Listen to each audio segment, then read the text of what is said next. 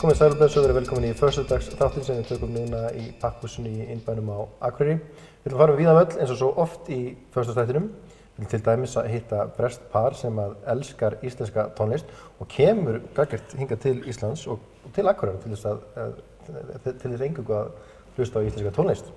Við ætlum að hitta hana Völu sem við fengum nú til okkar fyrir kannski hálfu ári síðan.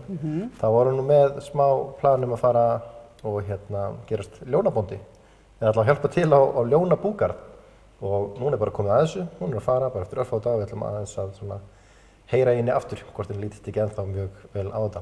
Svo ætla að fá hann Helga Björns til okkar en hann var með tónleika á Græna hattinum á Akureyri í gærkvöldi en hann að fagna þessar mundir 30 ára söngferli sínum, hvorki meira en minna. Svo ætla aðeins að tala skólamál, haustþing BKNE haldið hérna á Akureyri þessar mundir og hér í dag og við ætlum aðeins að tala tæknimál og nýtt app í kennslu. Bookreader. Bookreader. En við ætlum líka að tala badmintonmót, hvorki meira en minna. Við erum badmintonmót framöndan, hérna fyrir norðan allavega. Já, 130 manns að fara að keppa í badminton hérna fyrir norðan. Já. En við ætlum að... Ekki öll í einu. Jú. Við ætlum að byrja á nýju íslensku leikverki. Þess vegna eru þið nú komin eitthvað velkomna í Pakkhúsið. Takk. Gætu kannski bara að byrja á leikskáldinu og leikranum? Ég heiti Stefania Elísabet Albjörnsdóttir og ég og Saga Jónsdóttir höfum undanfarið ár verið að semja saman nýtt leikrit sem heitir Verksmiðju Krónikan. Og þið farið svolítið langt aftur í tímann eða ekki? Fyrir eitthvað tíð, jafnvel? Já. Þetta leikrit gerist 1940 hérna á Akureyri. 40 til 43 þegar Bretarnir eru hérna. Já. Og fjallar svona verkafólk sem vinnur á gefjun. Og því líflega starfi og fjöri sem var þar. Þessari risa verksmiðju eins og hann var þá. Já. Það sem við Akureyringar seldum alveg í tonnatali til Austur-Evrópu það ekki vörur. Það verður mjög fróðlegt að lesa þetta og afla sér heimilda og þetta var greinilega. Ég er ekki héðan, þannig ég þekki ekki þessa starfsemi en það er eiginlega sama við hvernig maður talar. Allir hafa einhverja tengingu, amma mín var náttúrulega, systir mín var náttúrulega, ég var náttúrulega, þannig að það er svolítið skemmtilegt. Þetta hefur greinilega verið stór hluti af Akureyri. En segja okkur aðeins. Amma.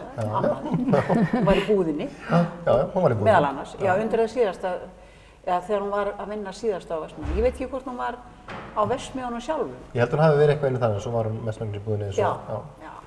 En gefjun, svona fyrir þá sem ekki eru svona involveraðir í gefjun, hvað var gefjun? Já, gefjun var ein af þessum stóru verksmiðjum sem voru hérna á Akureyri. Það sem að Glerártorg er núna og unga fólki okkar veit ekkert, heyri ég, þetta. Ég man svo vel eftir lyktinni hérna, þegar ég var bara pínlítið polli og fóðanga með ömmu. Man svo eftir þessari sterku lykt sem var hérna á verksmiðjum. Já, einmitt. Og það hún var líka að koma oft heim til ömmu svona þegar hún kom í lókdags. Hún fylgdi með. En eins og svo margi, ég er einmitt ekki frá Akureyri, en maður heyrir svo ofboðslega marga eiga svo miklar og sterkar minningur og við erum nú hreinlega hérna með eitt heilt safn sem að gera nú svolítið út af þetta, iðnaðarsafnið á Akureyri. Þannig að þessi saga ein og sér er náttúrulega svo mikil, en hvernig veljið þið að komin á framfæri? Þið voru til dæmis að segja mér að það hefði nú verið ansi öflugt félagslíf í gefjun. Já, það var hérna starfsmannafélag og það var alveg óbúslega skemmtilegt. Við fórum aðeins í fundargerðabækur frá þessum tíma og skoðuðum starfsmannafélagið. Og ég held ég hef bara aldrei fyrir að síðar lesið upp jafn öflugt starfsmannafélag því það sem ekki gekk á þessu starfsmannafélagi, það var þarna gefjunarsalur sem kannski, ég er nú ekki alveg viss hvort það er alltaf sami salur en það voru mikil starfsemi, það voru böll og það voru jólaböll og það voru leiksýningar settar upp. Og ég man ekki hvað, fimleikar, box, skák, tónlist, íþróttir, gönguskíði, Svo náttúrulega var verið að fara í ferðalög líka, það var farið í alls konar ferðir. Þannig að þetta hefur verið, þetta er nú ekki eins og við sjáum flest starfsmannafélög í dag. Nei, þetta er mjög öflugt starfsmannafélag og gaman að lesa það. En hvaða vingil takið þið? Er þetta að taka þetta á gamansamanhátt eða er þetta erfiður tími eða hvernig skrifið þið? Bæði og, ég meina þetta er svona sitt lítið að hverju. Við fylgjumst aðeins með fjölskyldu og eiginmaðurinn er starfsmaður á verksmiðjunum og dóttirinn og systir hans og síðan kynnumst við alls konar persónum sem eru þarna í kring og eigið þið einhverja fyrirmyndir þegar þið eruð að gera? Eru það hugsun tiltekið fólk í sögunni? Eða eru þær alveg skáldaðar? Þær eru skáldaðar, en við auðvitað eins og alltaf þá höfum við lesið eitthvað eða heyrt eitthvað eða það er eitthvað sem við erum að tengja við kannski, en þetta er skáldskapur, allar persónur.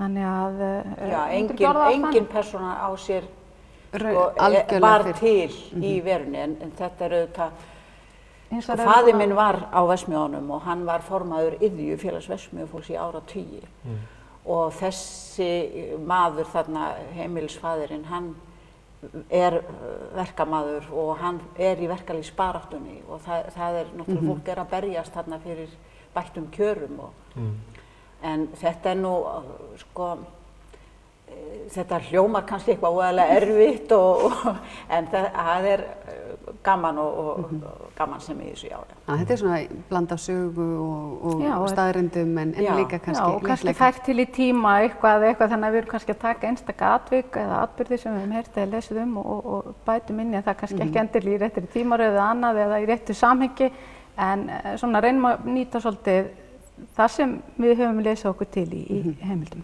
En við erum nú ekki einu sem búin að koma því að það er leikfélag sem að stendur á bakið að sína þessa sýningu eða setja hana upp. Já, það er leikfélag Hörgdæla. Þau voru strax mjög spennt þegar þau heyrðu af þessu að við vorum að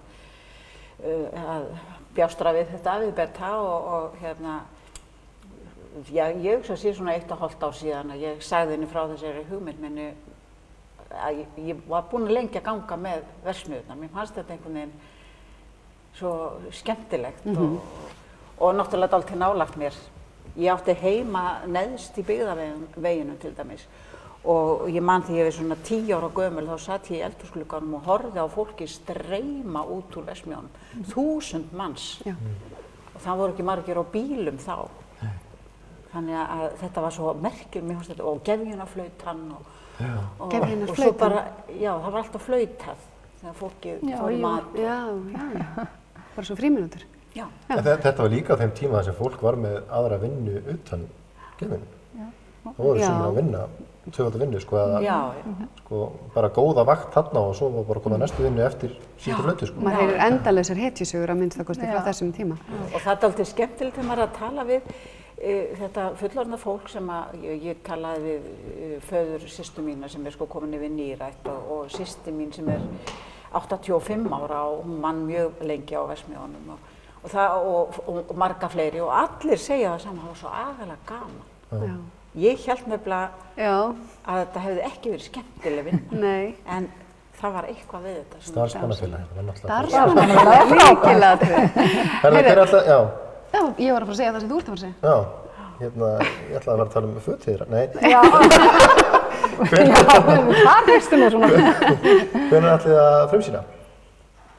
Loka spurning. Já, hvenær ætlið þið að frumsýna? 16. 16. þessa mánaða? Já. Bara erstu því það? Ef að allt gengur.